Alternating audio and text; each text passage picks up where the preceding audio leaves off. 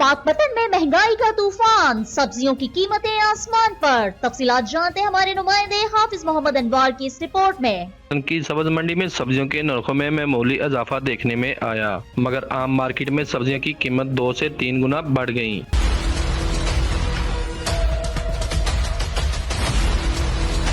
टमाटर जो पहले 100 रुपए किलो में फरोख्त होता था, अब आम मार्केट में 400 रुपए फी किलो तक जा पहुंचा। सब्जियों की कीमतें आसमानों को छू रही हैं। जैसा कि सरकारी रेट टमाटर का 180 रुपए है, पर यहाँ पर दुकानों पे 400 रुपए फरोख्त किया जा रहा है।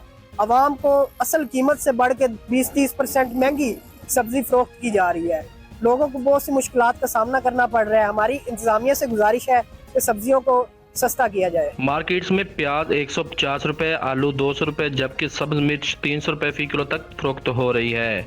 शहरियों के मुताबिक रेट लिस्ट सिर्फ कागजों तक महदूद हो चुकी है, मगर इसके बरअक्स मंजरनामा मुख्तलिफ दिखाई देता है। खुद साख्ता महंगाई की बदौलत शहरी महंगी सब्जियां खरीदने पर मजबूर हैं। आपने रिपोर्ट को मुलाहिजा किया। मजीद खबरों और तफसीलात के लिए देखते रहिए फैज न्यूज नेटवर्क।